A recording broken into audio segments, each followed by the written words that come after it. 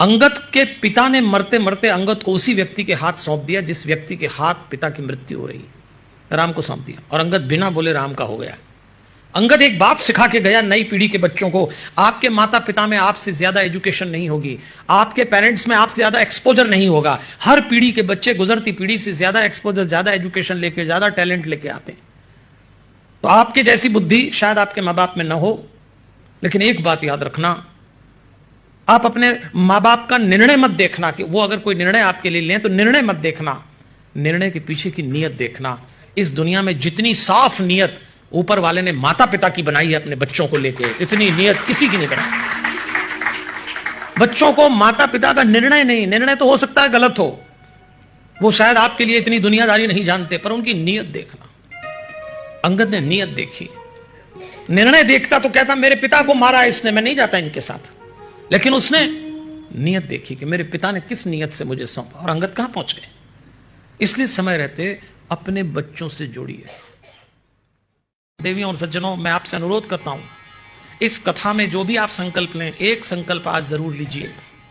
आप कितने ही व्यस्त रहते हो, आपका स्केड्यूल कितना ही टाइट हो, आपके पास बिल्कुल टाइम ना हो, लेकिन आप 10 से 15 मिनट का समय उन लोगों के लिए निकालें जो आपके घर के वृद्ध हैं। वो चाहे माता पिता हो, दादा दादी हो, नाना नानी हो, बड़े भाई भाभी हो, जो भी लोग हों, उनके साथ 10 मिनट तो कम से कम बैठिए। कैसे? अकारण शब्द सुनना, आप अकारण बैठिए।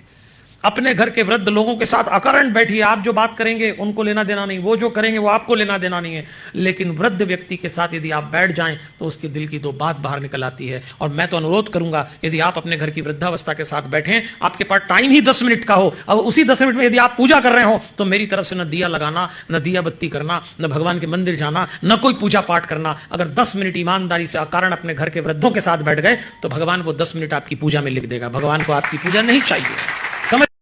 जब हमसे कोई सवाल पूछता है कि मनुष्य जीवन का सबसे बड़ा उद्देश्य क्या, तो मेरा उत्तर है आत्मा को पहचानना, क्योंकि आप आत्मा हैं, शरीर नहीं है। इस समय इस शरीर में है, लेकिन चूंकि हमको एक शरीर मिला है, एक माता पिता से एक घर मिला, तो हमारी जाति तय हो गई। कोई मारवाड़ी हो गया, कोई जैन हो गया, कोई क्षत्रिय हो गया, कोई पंजाबी हो गया।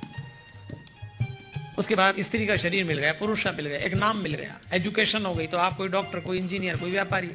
पर ये सब शरीर है, आप ये नहीं है, आप इसमें हैं। इतनी मोहब्बत हो गई शरीर से। बख्श देता है खुदा उनको जिनकी किस्मत खराब होती है, वो हरगिज बख्शे नहीं जाएंगे जिनकी नीयत खराब होती है। न मेरा एक होगा, न तेरा लाख होगा, न तारीफ तेरी होगी, न मजाक मेरा होगा। गुरूर न कर इस शाहे शरीर का, तेरा भी खाक होगा और मेरा भी खाक होगा, किसी का नहीं बचा। भारत जिस तेजी से विकास कर रहा है ना, तो 15 साल में हमारे पास सब कुछ होगा जो अमेरिका के पास है, डेवलप्ड कंट्री। और हमने लगभग अमेरिका का कल्चर अपना लिया, वही वीकेंड का कल्चर, वही सब। लेकिन जो गलती अमेरिका ने की वो हम न करें। अमेरिका में फैमिली स्ट्रक्चर कोलैप्स हो गया। 15 साल बाद अगर हम लोगों ने सावधानी नहीं रखी, ये जो प्रोग्राम आप कर रहे हैं, आपने सवाल उठाया परिवार का, यही उम्मीद है।